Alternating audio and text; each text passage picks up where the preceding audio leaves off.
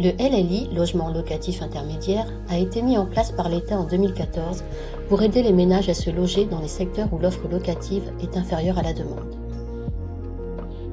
Le LLI concerne les ménages dont les revenus sont trop élevés pour accéder à un logement sociable, mais trop faibles pour se loger dans le parc locatif privé. Le LLI permet à ces ménages d'accéder à des logements neufs, à loyer réglementé inférieur au prix du marché et situés en zone tendue.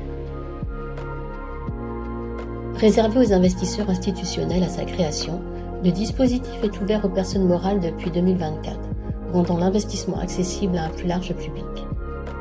Le LLI est un dispositif fiscal permettant aux particuliers de réaliser un investissement locatif dans l'immobilier neuf, idéal pour préparer sa retraite en se constituant des revenus complémentaires, se constituer un patrimoine immobilier à transmettre à ses enfants en évitant le régime de l'indivision, profiter d'un prix réduit à l'achat du bien immobilier et d'un crédit d'impôt tous les ans.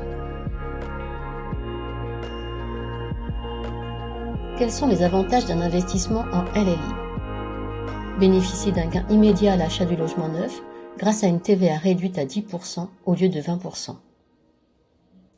Profiter d'un crédit d'impôt annuel, remboursement de la taxe foncière pendant 15 à 20 ans par l'administration fiscale. Quels sont les engagements d'un investissement en LLI ? Le logement doit être situé en zone tendue, zone A, A bis ou B, achevé après le 1er janvier 2024, loué à usage de résidence principale, à des personnes physiques dont les revenus n'excèdent pas les plafonds de ressources du Pinel 2025, à un loyer intermédiaire ne dépassant pas les plafonds de loyer du Pinel 2025, pendant une durée de 20 ans avec possibilité de revente du logement au bout de 15 ans. Quels sont les engagements d'un investissement en LLI ? L'investisseur doit être une personne morale, généralement une SCI détenue par 2 associés minimum. La création d'une SCI, Société Civile Immobilière, permet de se constituer et gérer un patrimoine immobilier à plusieurs. Apporte flexibilité et facilité de gestion du patrimoine, permet de bénéficier d'une fiscalité avantageuse, notamment dans le cadre d'une succession, permet de bénéficier d'un abattement sur les plus-values après 22 ans de détention.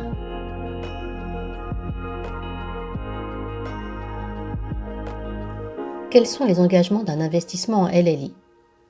Le non-respect des conditions d'allocation du logement à loyer intermédiaire pendant 20 ans donnera lieu au versement d'un complément d'impôt à l'administration par l'investisseur, sauf dans les cas suivants.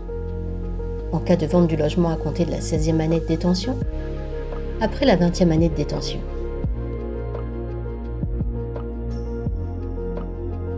Quels sont les avantages de la transmission à SCI ?